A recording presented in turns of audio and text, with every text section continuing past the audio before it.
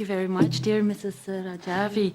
Dear friends, dear colleagues, we are gathered here today because a grave injustice is finally being overturned.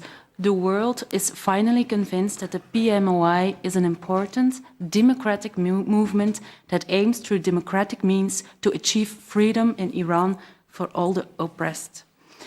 Thus, justice has been done. The PMOI has been removed from a list it should never have been on the first place.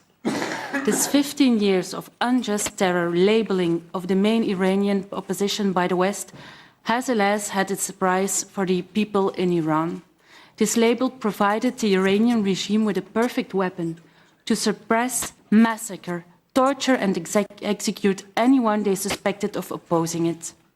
Many of your friends and family have paid with their lives for the fight against the mullahs, and many are still held and tortured in Iranian jails. The news from Washington is a very important turning point for the Iranian people struggling for freedom. You are freed from the shackles that efficient lobbying of the Iranian regime imposed on you.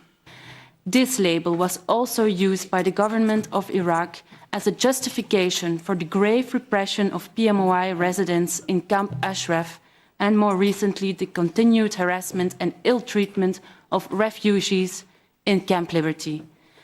There are still more, and my colleague already spoke about that, but there are still more than 1,000 women in Camp Liberty who are under constant watch of guards and treated like prisoners. They almost have no privacy. No one is allowed to leave the camp and no visitors from outside have access. According to the independent report of UN Working Group for Arbitrary Detention, Camp Liberty is a detention center. The repression of the PMOI in Iraq must end.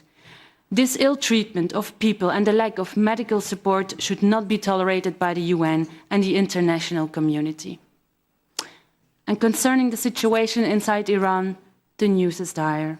In the first half of 2011, Iran was executed at the rate of 2 people a day. The Belgian Senate last year voted a resolution drafted with several good colleagues and condemned this continuing execution of political dissidents, minors and innocent people in general. In addition, in 2011, at least 143 children were on death row in Iranian prisons, waiting to go to the gallows when they reach 18. Recently, there has been another setback for women in Iran. Iranian women have been banned from 77 university courses. Given that the time for people to stay in Camp Liberty has become much longer than predicted, it must be recognized as a refugee camp by UN with access to all minimum living standards. The UN must guarantee the protection of property that people were not allowed to take to Camp Liberty. Our government, our Belgian government, should support and endorse the National Council of Resistance of Iran, an alternative to the Iranian regime. The full rights as refugees must now be secured for the remaining Camp Ashraf and Camp Liberty residents. Dear friends, this day is for me a defining turning point in the fight against the Iranian regime.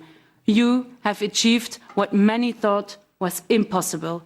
You have defeated the Iranian regime and their influence outside of Iran.